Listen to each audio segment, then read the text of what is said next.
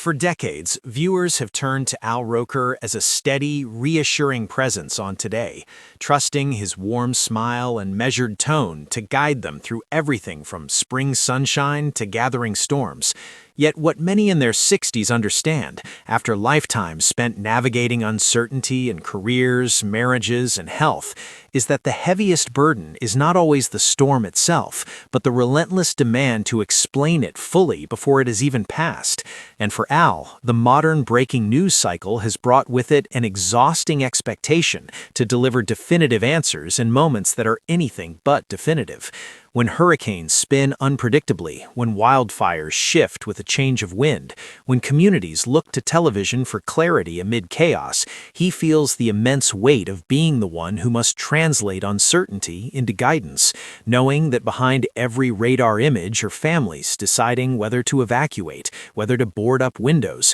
whether to pray and stay. And that kind of responsibility does not fade when the segment ends. It lingers, echoing in the quiet spaces of evening, much like the long memories carried by those who have lived through decades of historic moments and know that hindsight is always clearer than foresight.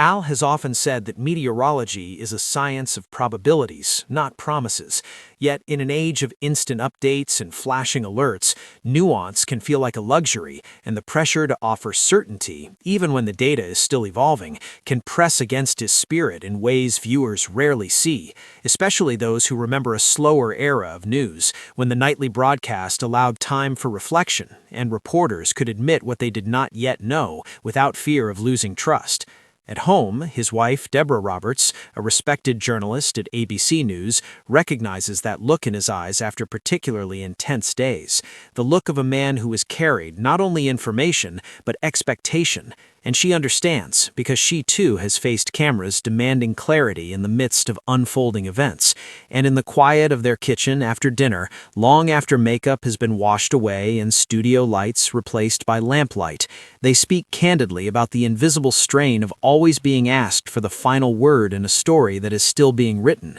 For couples who have celebrated 35 or 40 years together, who have endured economic downturns, medical scares, and the unpredictable turns of raising children, there is a deep empathy for that tension between what we wish we knew and what we can honestly say. And Deborah often reminds Al that integrity sometimes means embracing the limits of knowledge rather than overstating it, that viewers value honesty more than bravado. Yet the breaking news cycle rarely pauses, and as alerts chime at all hours and producers call for updates, Al feels the cumulative toll of being tethered to an ever-accelerating stream of information, a rhythm that can make even the most seasoned professional feel as though he is perpetually bracing for the next development. And for someone who has dedicated his life to explaining the sky's patterns, the hardest truth has been accepting that some questions, why one town floods while another is spared, why a storm intensifies overnight, resist tidy answers.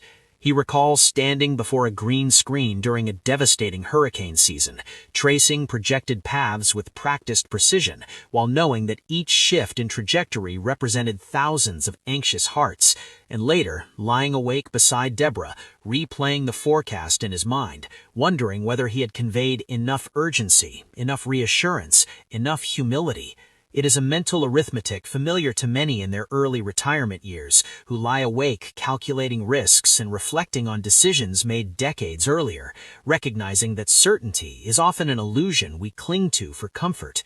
Over time, Al has learned that seeking definitive answers in the midst of chaos can become its own quiet burden, a weight that accumulates in subtle ways: tight shoulders, restless sleep, an undercurrent of vigilance that never fully dissipates. And he has begun to counter it with intentional rituals, early morning walks before the city stirs, moments of prayerful stillness, conversations with colleagues that acknowledge shared strain rather than silent endurance.